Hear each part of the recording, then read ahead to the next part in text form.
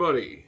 We're back, and I'm trying to change up the setup for when I actually have to force you guys to see my face just because the lighting above me is in a very strange triangular pattern, and it just kind of throws everything off. So, we're back with 10 more questions from Neil. Neil collects. He's put out 3 parts so far. All of them have been very entertaining. I've done all 3 of them, and this is part 4. And I enjoy seeing other people's answers to them, and I really hope that more people start taking these up because they are a lot of fun, and some of them definitely make you think. And just if you do that, the one thing Neil said in his video is make sure you tag him so he can see them because he really enjoys watching them. So we're going to get into them. He gave us a bonus question again. They're right behind me, and if the camera wobbles in and out, I don't know, I'll figure that out at some point. Also threw in a bonus question, so we're going to see how this goes. But question number 1. If you had 3 wishes, what would you wish for? And obviously, nobody can wish for more wishes. This one is interesting.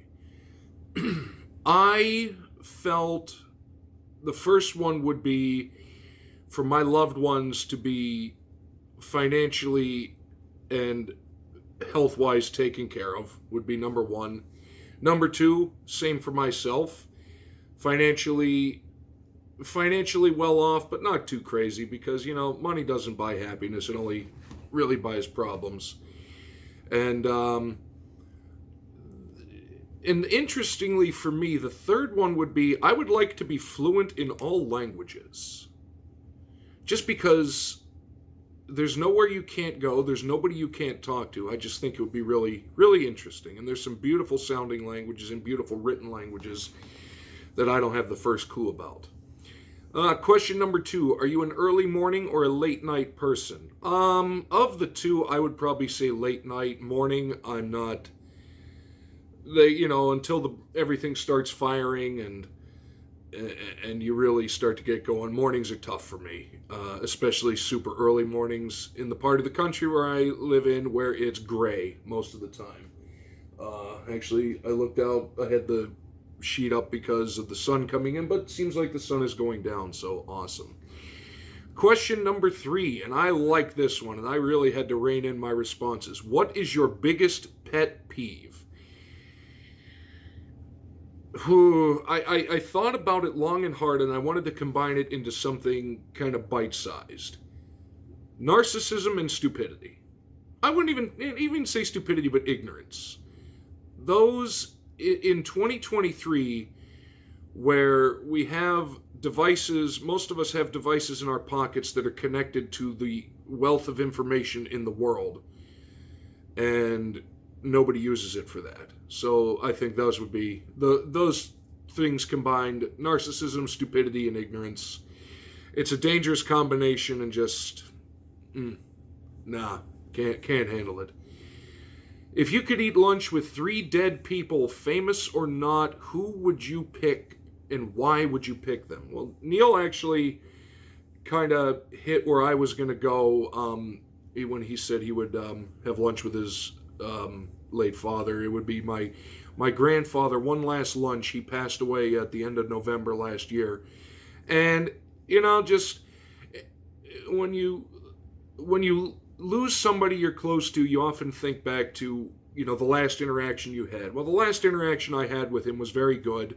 We talked on Thanksgiving and shot the breeze and this and that, but just be nice, one last goofy lunch with him. Next, now I'm going to go kind of famous. Nikola Tesla. Just because you talk about a fascinating individual where if there was ever a call for that guy was a lizard person from outer space, it would be Nikola Tesla. The mind that man had was on another level in so many ways. He would be number 2. And the final, just because I could say I had lunch with one of the greatest of all time, Muhammad Ali. There are so many people that were lucky enough to have met him, and I only hope I only wish that I could have been one of them because he was the greatest in so many ways. Question number 5, and this one was my favorite. Who was your first movie star crush? I actually mentioned her in an old Jank Pack Thursday when Howard the Duck came up. Leah Thompson in a few scenes from Howard the Duck. If you're of age and you've seen it, you know exactly what I'm talking about. Moving on very swiftly. What's the best piece of advice you've ever been given? Now, this one was interesting. I found that there were 2 that I've really subscribed to as of late. One of them came from history, and one of them weirdly came from a movie. The first that came from a movie came from the late, great Patrick Swayze in Roadhouse. I know, call that movie what it is, but besides a classic, he did have one line, and it struck me when I first saw it, and it still strikes me today. And he said, I want you to be nice until it's time to not be nice. And that, on the surface, you wouldn't really think too much of it, but it's so very true. Like, and how many problems in the world could be solved by people just simply being nice? I've said it before, I'm going to say it again until I'm blue in the face, because quite simply, it's easy and it's effective. And the second one that I got from history came from Winston Churchill. I believe he said something along, I don't know if it's verbatim, but he said something along the lines of, when you're going through hell, keep on going. That's never give up spirit. So those 2 I would go for. Number 7, what was the worst haircut you ever had? The one nature gave me. Now, I never really had too many of the goofy haircuts. I never had my hair very long, so to kind of do anything weird with it. For football fans, I actually had an arrow shaved in my head for a short period of time, a la Ernie Holmes back playing for the Pittsburgh Steelers in the 1970s. Google image search that, Ernie Holmes arrow, you'll see exactly what I'm talking about. He had an arrow shaved in his head. Other than that, not much crazy, nature took care of it for me. Number 8, if you were a wrestler, what would be your entrance theme? Now this one, I have thought about it because there's 2 ways I could go with it. I'm just going all over the place, but that's the glory of these questions.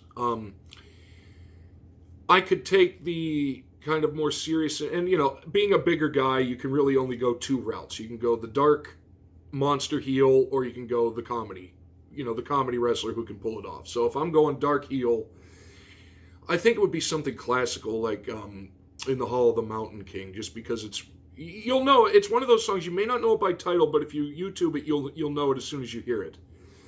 I think that was Edvard Grieg, or the Flight of the Valkyries. I cannot remember who composed Flight of the Valkyries. But if I'm going more comedy, I'm going to go Why Can't We Be Friends by War. I think it was used in the Simpsons episode when Homer was coming out to box. But it's a good song. Get you happy. Question number 9. 60s, 70s, 80s, or 90s. Which decade do you love the most and why? Well, I have to rule out the 60s and 70s because I was not around then. I am a child of the 80s, born in 1982. The 80s were just better. Period.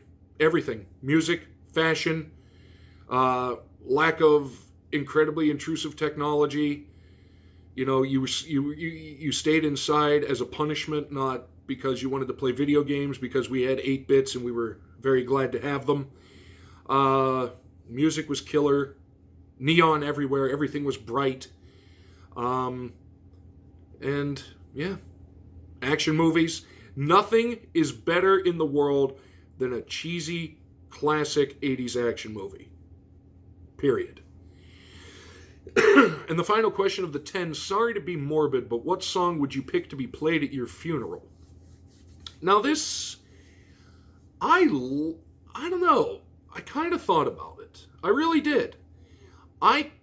Because I view a funeral, obviously it's a solemn occasion, but it's also more, I've always felt more a time of celebration and remembrance than sadness, especially because I wouldn't want people around me to be sad, so As weird as this sounds, but I will rationalize it. I would pick any sort of polka. And here's why. I defy anybody out there that's in a bad mood to listen to a polka and still be in a bad mood when you're done. That's all I'm saying.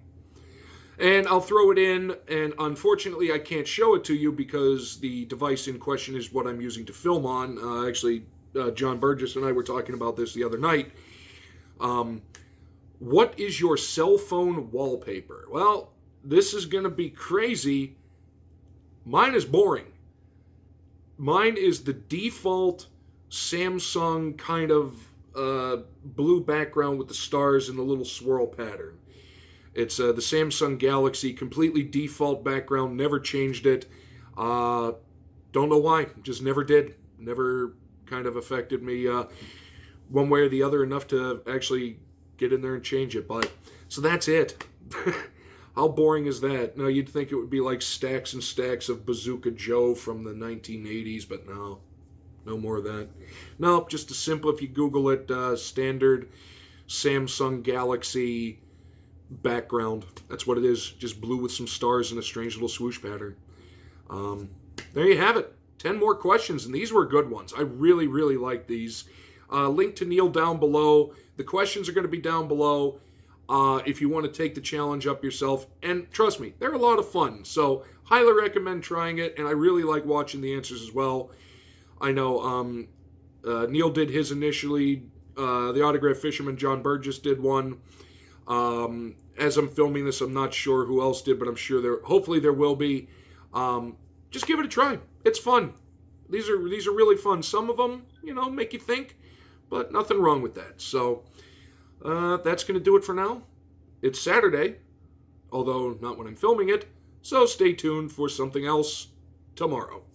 Take care, everybody.